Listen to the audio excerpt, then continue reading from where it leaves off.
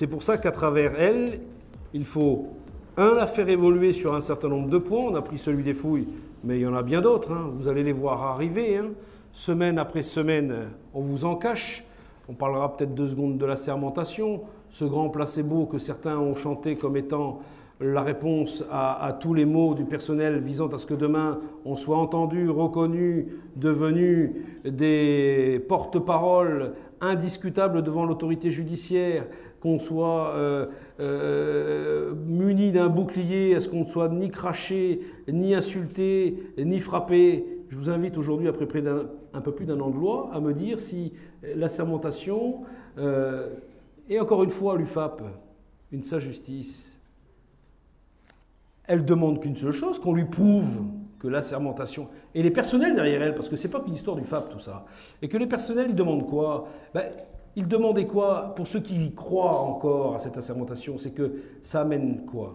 Ça amène de la reconnaissance, que nos propos, nos écrits, nos fonctionnements, nos actes soient reconnus, mais ce n'est pas la sermentation qui donnera tout ça. C'est le projet de l'UFAP, celle qui vise à ce que les personnels soient remis au cœur du dispositif, qu'on leur donne les responsabilités, mais les responsabilités, pas celles dans les textes, celles du fonctionnement. C'est-à-dire qu'il est hors de question pour nous de continuer à ce que le surveillant soit un porte-clés, qu'on continue à mettre 1 clé, 2 clés, 3 clés, 4 clés, avec des rollers et on continue d'avancer avec 90, 100 détenus et on ne fait que ça et on ne sait plus qui on a rentré, qui on a sorti. Non, on se pose. On se pose. Quelle est la raison d'être d'un personnel de surveillance sur une coursive? Quel est l'intérêt des services annexes? Quel est le rôle des personnels à l'ERIS? Quel est le rôle d'un personnel dans une UHSI, dans une UHSA? Quel est le rôle d'un personnel aux extractions judiciaires?